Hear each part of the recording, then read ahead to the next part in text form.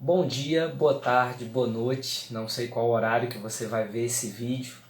Seja bem-vindo, é um prazer tê-lo aqui. Eu desejo que a paz do Senhor Jesus esteja sobre a sua vida e sobre o seu coração. Eu me chamo Ítalo Moraes e hoje é uma data muito especial, 30 de abril de 2022. Hoje faz 24 anos que eu fiz a minha confissão de fé e dei esse passo tão importante que mudaria radicalmente para sempre a minha vida.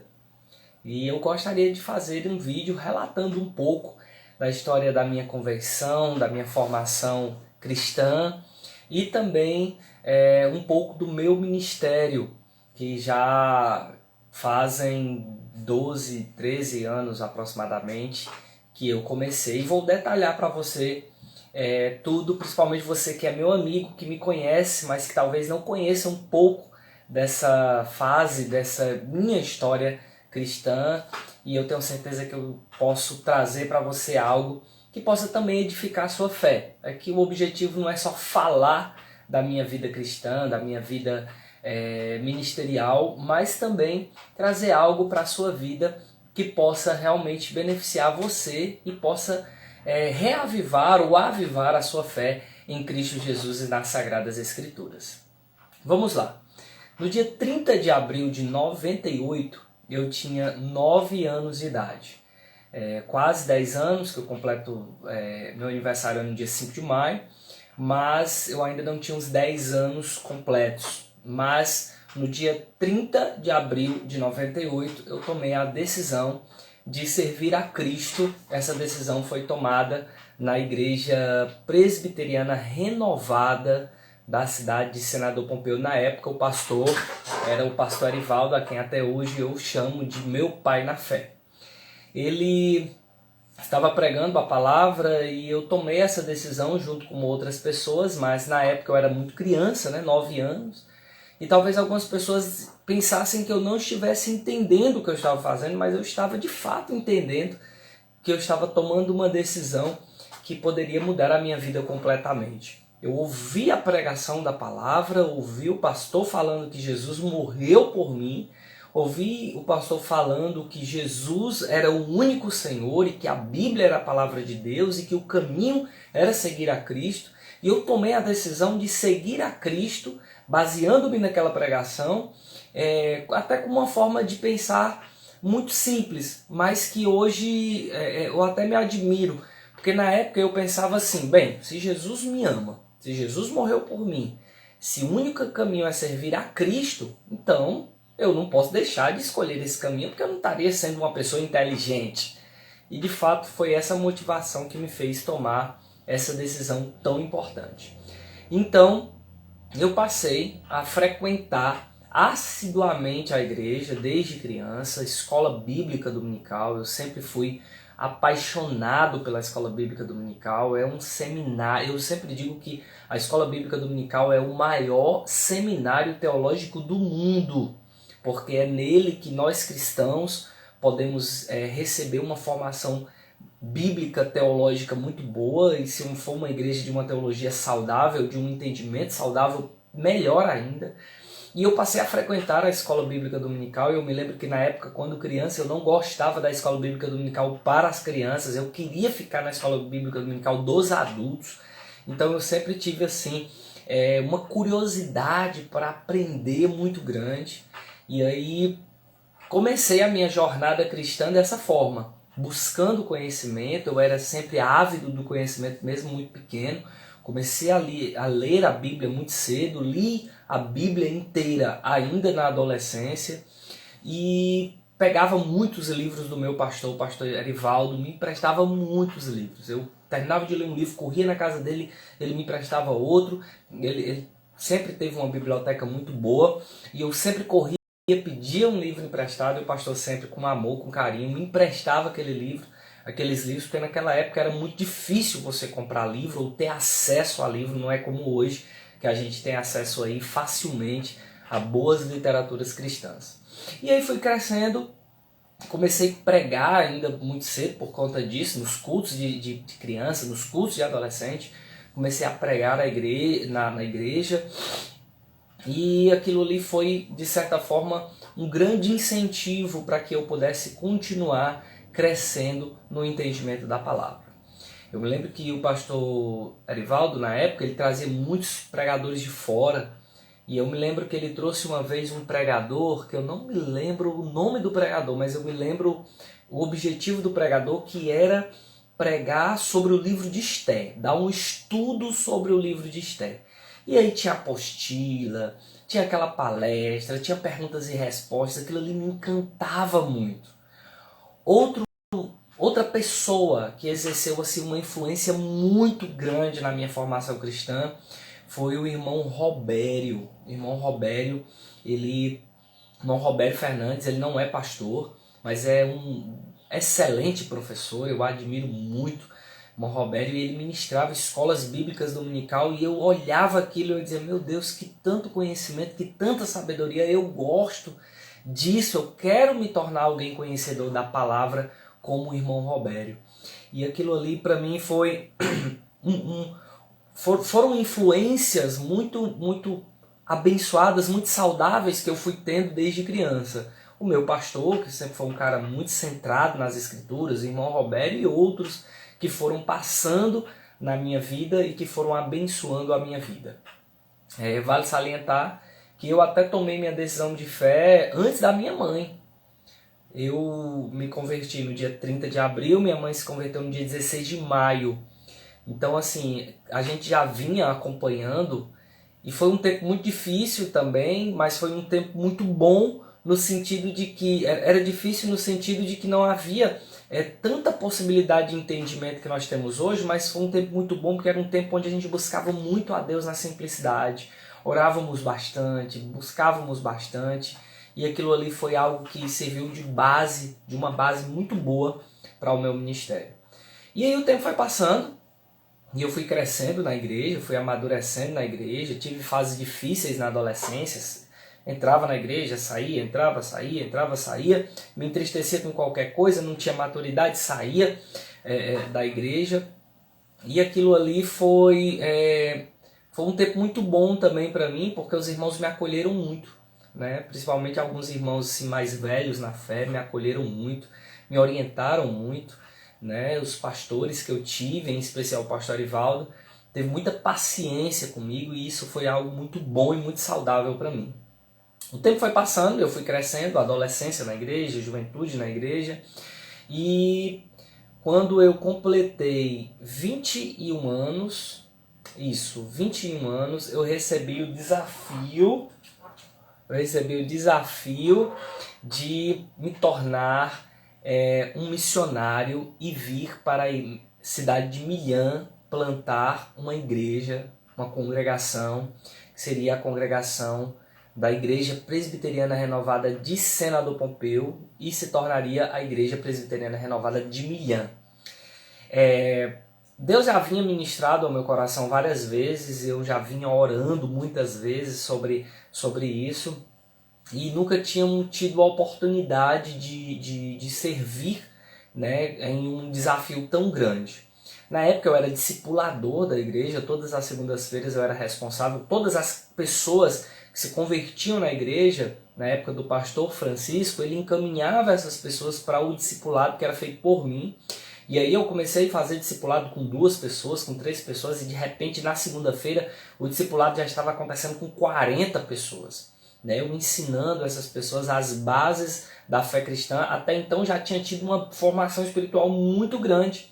Veja que dos 9, 10 anos de idade até os 21 anos, né, com todo esse apoio dos pastores que eu tive, dos estudos, das leituras, das buscas que eu fui fazendo, né, o meu pastor identificou em mim alguém capaz de discipular essas pessoas, e eu fazia o discipulado dessas pessoas até o tempo que eles se batizavam. Eu considerei isso algo importantíssimo para a minha vida e para o meu desenvolvimento ministerial, porque era uma responsabilidade muito grande, cuidar dos novos convertidos, ensinando eles as escrituras, ensinando eles as bases da fé cristã. E esse discipulado cresceu muito. Paralelo ao discipulado, eu também prestei muito serviço voluntário nas congregações. né? Na igreja lá nós tínhamos, eu não faço mais parte dessa denominação, mas tenho um respeito muito grande por essa denominação, que é a Igreja Presbiteriana Renovada, apesar de não concordar teologicamente com muitas coisas hoje, mas eu tenho um respeito muito grande e eu sou muito grato pela Igreja Presbiteriana Renovada e tenho bons pastores, tenho muitos amigos na Presbiteriana Renovada. E na época eu ajudava muito e pregava muito nos distritos, nas congregações. Então preguei muito no Piquet Carneiro, preguei muito no Monte Grave, preguei muito no Codiá, além da igreja sede em Senador Pompeu, que na época, quando o pastor Francisco saía, ele sempre designava os seus auxiliares, né? E eu era um desses auxiliares, então pregava nas quintas, pregava nos domingos, às vezes pregava muito nas terças-feiras. Então foi um tempo muito bom de crescimento espiritual para mim. Até então que surgiu, né, a possibilidade de nós abrirmos a Igreja Presbiteriana Renovada em Milhã. E a Igreja Presbiteriana Renovada em Milhã, ela surgiu de uma forma diferente.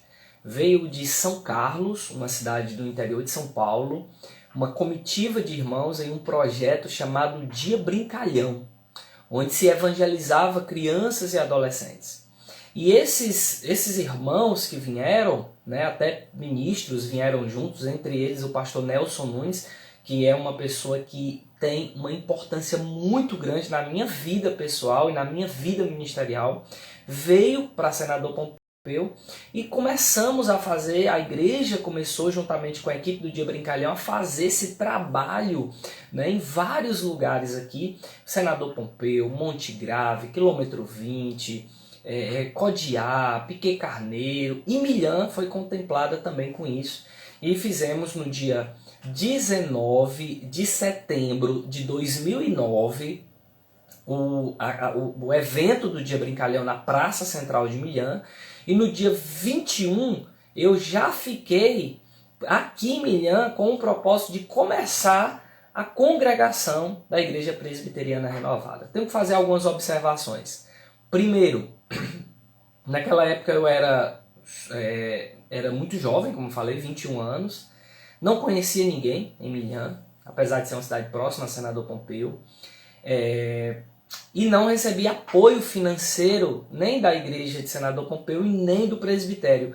Como então foi que eu consegui me manter nesse período, nesse tempo tão difícil? Eu trabalhava em Senador Pompeu na fábrica de Senador Pompeu, estava com o pé dentro da faculdade, eu ia fazer uma faculdade em Xerambim, tinha ganhado uma bolsa no Enem, e aí veio o desafio de plantar essa igreja e meu coração ardia para fazer a obra, eu queria fazer a obra, eu queria plantar uma igreja, eu queria ter essa experiência, me tornar um missionário, e eu pedi contas no meu trabalho na fábrica, não fui para a faculdade, resolvi vir para Milhã. E quem me acolheu e cuidou de mim como um pai, que me mandava ofertas mensalmente, foi o pastor Nelson Nunes e a Igreja Presbiteriana Renovada de São Carlos, igreja que eu amo demais, tenho bons amigos lá hoje, tive o prazer de ir lá várias vezes já em São Carlos. O pastor Nelson Nunes e a pastora Solange, eles têm um local especial em meu coração porque eles me acolheram como um filho. Eu tenho muito respeito por eles. E foi o pastor Nelson, junto com a igreja em São Carlos, que cuidaram de mim e que me mantiveram aqui em Milhã, porque senão não teria sido possível abrir uma igreja. E eu vou até fazer um vídeo sobre os desafios de se plantar uma igreja no sertão, né? E aí, irmãos, foi assim muito bom para mim. O pastor Nelson mandava essas ofertas mensais, o que dava para me pagar o aluguel do prédio da igreja. Eu não tinha condição de morar numa casa, eu queria na época, claro, morar em um lugarzinho, um cantinho só meu, mas não tinha condição. Eu fui para o fundo da igreja, alugamos um prédio, né? Alugamos um prédio ali que é vizinho à irmã Fátima, quem é de Milhã aqui sabe, ali perto do Mercado Novo. E ali naquele prédio eu morava nos fundos do prédio, e ali era a minha casa e foi onde começou a igreja, né?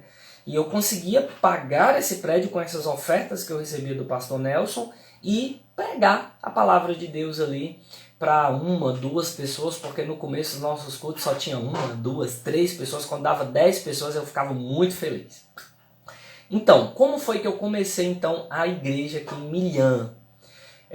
eu resolvi ir para rádio, né? E na época tinha algumas rádios aqui em Milhã, infelizmente até essas rádios não se legalizaram, acabaram se ficando extintas, né? Mas eu usei muito o recurso dessas rádios para pregar, e eu ia para as rádios diariamente, pregava de segunda a sábado, e aí me tornei um evangelista de rádio, bem conhecido aqui na região, por causa dos programas de rádio que eu fazia. E foi através desses programas de rádio que as portas foram se abrindo, as pessoas conheciam a minha voz, mas não me conheciam. Eu chegava em muitos lugares e falava, e a pessoa dizia assim, "Não, peraí, você é aquele rapaz da rádio?" Sou eu mesmo. Né? Então assim, foi uma experiência muito boa. E foi através do programa na rádio, visitando, andando de bicicleta aqui. Eu andava Milhã inteira de bicicleta, pregando o evangelho, e foi um tempo muito bom. Eu fiquei em Milhã 2 anos e 3 meses, até que me veio o convite para ir para a cidade de São Carlos, né?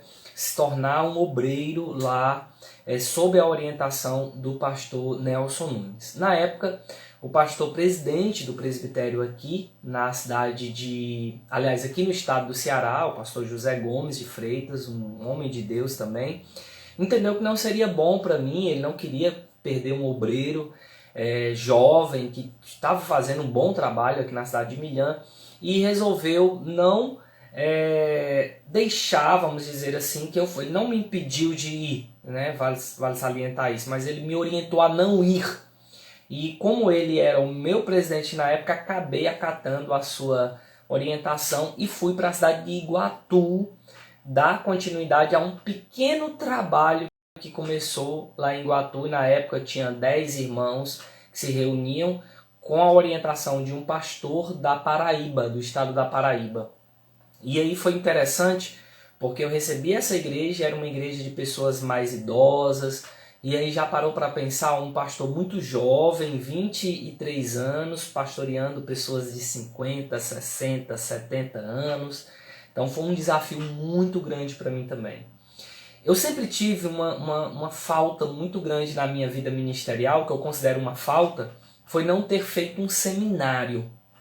E aí quando eu cheguei na cidade de Iguatu, uma cidade maior, pessoas mais... eu tive contato com pessoas mais cultas, eu me vi em aperto, porque eu tinha que estudar mais profundamente. Não tinha feito um seminário, então eu resolvi fazer 2 coisas. Né? Estudar muito teologia de forma autônoma e fazer uma faculdade. Foi 2 objetivos que eu coloquei para crescer o meu ministério e para que eu também pudesse crescer como pessoa e como ser humano. Então, pessoal, eu li bastante, li muito. Eu, assim, sem orgulho algum, eu devo ter lido mais de 400 livros no tempo que eu morei em Iguatu, morei 7 anos em Iguatu. Devo ter lido mais de 400 livros e entrei na faculdade de psicologia, me formei em psicologia, hoje eu sou psicólogo, também tenho especialização em docência. E foram esse caminho que eu trilhei. Eu senti a necessidade de fazer um seminário, não tinha seminário, não tinha condição de fazer uma faculdade de teologia, né? E resolvi fazer psicologia, ganhei uma bolsa, fui fazer psicologia no ICOF, fiz o curso inteiro e foi uma coisa assim que me transformou e que me ajuda e que mudou minha vida muito também, até porque hoje eu não trabalho como pastor, eu trabalho como psicólogo, né? E aí começamos a igreja em Iguatu, né? Existem algumas peculiaridades na igreja de Iguatu. A igreja de Iguatu, eu peguei uma igreja com um débito gigantesco, aí, em torno de 15 mil reais na época. Trabalhamos muito, os irmãos de Iguatu sabem, conseguimos pagar esse débito, né? Não recebemos ajuda de ninguém, de nenhum órgão, nem de presbitério, nem de nenhuma instituição, foi só os irmãos. Pagamos tudo e deixamos uma igreja montada. Na época que eu saí da igreja, nós tínhamos mais de 50 membros na igreja, fora muitos outros membros que foram embora para outros lugares, mas que hoje servem a Cristo. Batizei muitas pessoas, discipulei muitas pessoas, fiz programa de rádio em Iguatu por bastante tempo. Então, assim, foi realmente um tempo assim na minha vida de muito crescimento, assim, de muitas alegrias, de muitos desafios e de muitas alegrias também. Me tornei, quando eu vim para Milhã, eu era só um diácono, né? Depois fui consagrado ao presbiterato. No ano de 2012 eu fui consagrado a pastor, e no ano de 2016 eu fui ordenado a pastor na Igreja Presbiteriana Renovada do Brasil.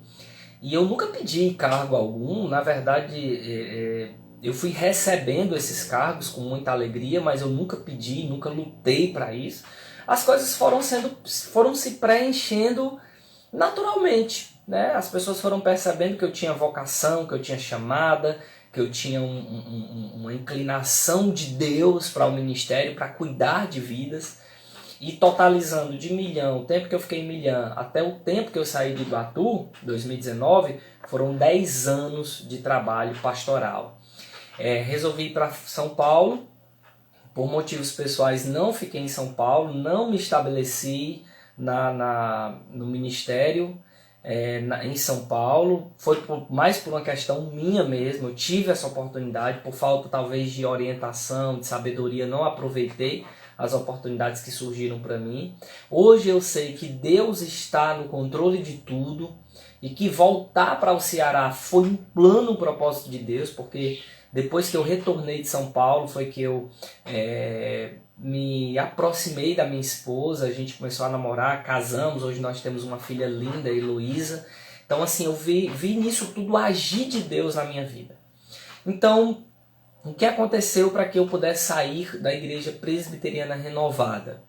Né? Algumas questões teológicas foram me machucando muito. Né? Por exemplo, a obrigatoriedade de você dar o dízimo. Eu não sou contra o dízimo, mas eu sou contra a obrigatoriedade de dar o dízimo.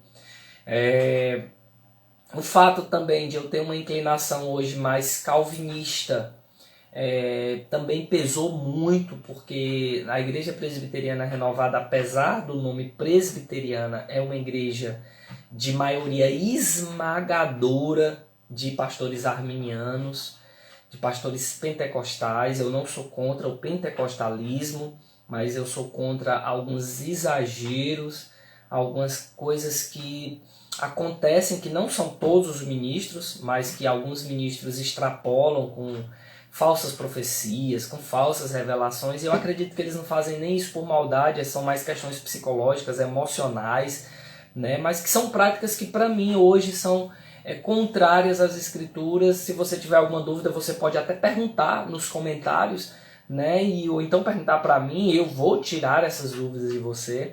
Então resolvi sair, pedir meu desligamento da Igreja Presbiteriana Renovada, pedi meu desligamento como pastor da Igreja Presbiteriana Renovada, recebi convites e recebo convites até hoje de várias denominações, né? Mas assim, eu ainda tenho orado muito a Deus com relação a isso. E depois que eu retornei para Milhã, eu comecei a frequentar como membro a Igreja Presbiteriana Renovada, que eu fui o pastor fundador, né? Comecei a frequentar como membro, comecei a pregar na igreja, ajudando o pastor local, comecei a ministrar a escola bíblica dominical, mas novamente por questões teológicas eu me vi no aperto de realmente romper com a denominação e me desligar da denominação. E para mim foi uma decisão que me gerou paz. Eu tenho muitos amigos na Igreja Presbiteriana Renovada do Brasil. Tenho muitos amigos na Igreja Presbiteriana Renovada de Iguatu, que foi a igreja fundada por mim. Também daqui em Milhã, que foi a igreja fundada por mim. Os irmãos me procuram com muita frequência para aconselhamento, pedindo oração. Ainda hoje muitos irmãos procuram, né? Mas eu me vi em uma denominação que já não representava mais a minha maneira de pensar o Evangelho e de viver o Evangelho. Tenho muita gratidão porque foram muitos anos, né, da minha vida nessa denominação, mas que não estava mais me acrescentando e eu já não estava mais podendo também acrescentar à igreja por causa que a minha maneira de pensar não estava mais sendo bem recebida, né, na questão dos dízimos, na questão de algumas coisas que eu entendo que funcionam mais como uma teologia mais para o lado da teologia romana do que até mesmo para a teologia protestante, de você receber o favor de Deus pelos seus próprios méritos, né? Ou você dá o dízimo ou você não vai ser abençoado, coisas assim que eu acredito que o problema não é nem a questão do dízimo, mas é o que há por trás, que é uma justificação por obras, ou seja, eu sou abençoado porque eu dou o dízimo e não por causa da cruz de Cristo. Então eu acredito que pensamentos como esse, que hoje permeiam a Igreja Presbiteriana Renovada do Brasil, são nocivos e são contrários à fé cristã. Inclusive, se você quiser ser pastor na Igreja Presbiteriana Renovada do Brasil, você tem que ser dizimista, porque se você não for, você pode ser um ótimo obreiro, mas você não vai ser ordenado, nem consagrado, nem ordenado. E eu acho isso um equívoco muito grande, muito, muito perigoso, não é saudável, biblicamente, teologicamente falando. E foram essas e outras questões pessoais que me fizeram sair, de fato, da Igreja Presbiteriana Renovada e seguir por outros caminhos. Ítalo, e como você está hoje? Você é pastor, não é mais, como que é? As pessoas me perguntam muito isso. Primeiro, quando uma pessoa me pergunta o que é ser pastor, se eu sou pastor, eu pergunto para ela o que é ser pastor para ela. Porque para muitas pessoas, ser pastor, você tem que estar numa instituição religiosa. E para mim, não. Para mim, ser pastor é ser um cuidador de vidas. É ser um pregador do Evangelho. É ser um ensinador da graça e da bondade de Jesus. É pregar a ética, o Evangelho de Jesus. Então, para mim, se ser pastor for fazer parte de uma instituição religiosa, cristã, talvez para muitos eu não sou. Talvez para muitos, se ser pastor é ter um templo onde você prega semanalmente, então para muitos eu não sou. Mas para mim eu me considero pastor e sou pastor de muitas pessoas que são cuidadas por mim, que são orientadas por mim, que são discipuladas por mim, que são acolhidas por mim, e talvez nunca na minha vida eu não tenha um tempo tão bom para cuidar de pessoas como hoje. Eu cuido de pessoas na minha profissão e eu cuido de pessoas diariamente, junto com a minha esposa, aconselhando, orando, discipulando, orientando, e para mim isso é ser pastor. Então, desde 2009, quando o pastor Nelson Nunes, lá de São Paulo, me deixou na entrada de Milhã, aqui na entradinha de Milhã, já era quase 10 horas da noite, eu tinha apenas uma mochilinha, uma sacolinha com algumas roupas. Desde aquele dia até hoje, eu nunca deixei de ser pastor, nunca deixei de cuidar da obra de Deus e das ovelhas de Cristo. Então esse é um resumo da minha história de vida cristã, da minha história ministerial, que não acaba por aqui. Depois desses 24 anos, se Cristo não voltar, eu quero mais 24 anos, e assim a gente vai seguindo até o retorno de Jesus.